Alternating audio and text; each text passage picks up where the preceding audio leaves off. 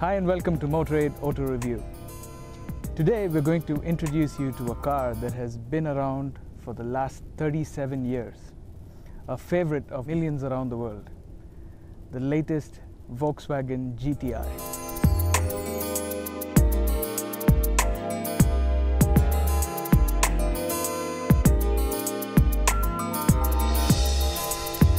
The first Volkswagen GTi was capable of producing 110 horsepower. And 37 years later, the latest version produces exactly double that from a 2-liter 4-cylinder turbocharged engine.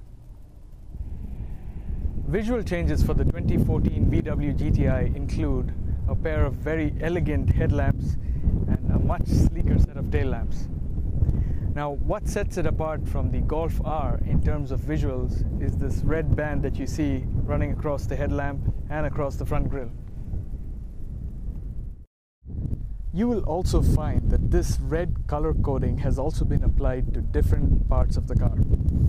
This includes the brake calipers, the GTi badge on the side, the stitching on the seats and the steering wheel, and the lights in the front doors. The interiors of the Volkswagen GTi, although filled with features, may tend to look a bit bare and minimal, which I think is a good thing because it helps you stay focused on the task at hand, which is sporty motoring. Let's take it for a spin, shall we?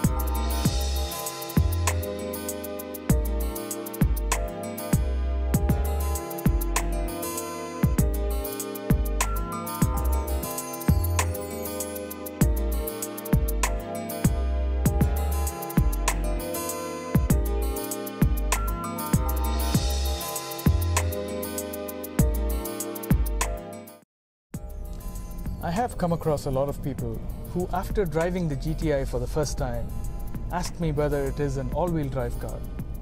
And I don't blame them because what creates this illusion is the super smart differential in the front axle, which allows the GTi, which is a front-wheel drive car, to behave just like an all-wheel drive car would.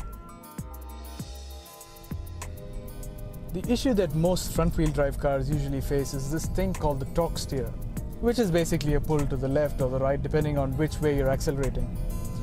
But the Volkswagen GTi has somehow managed to completely eliminate this thing called torque steer by a magical synergy between the front differential and the steering wheel.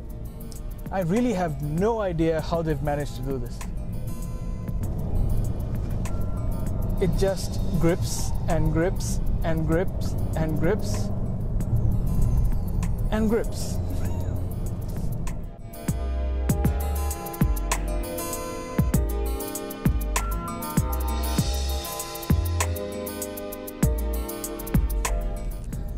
In terms of the car's suspension, the Volkswagen GTi has a very firm and stable ride, which is perfect for city driving and on traffic.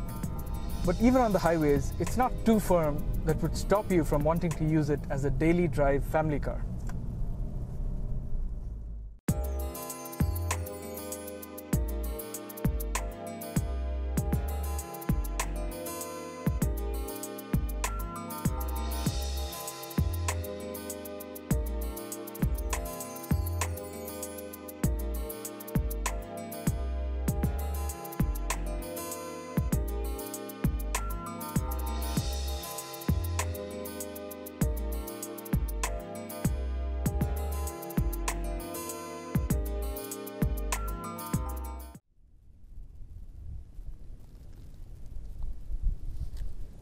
The Volkswagen GTi looks really good even when it's covered in dust on a hot and windy day right next to the desert. Just look at it.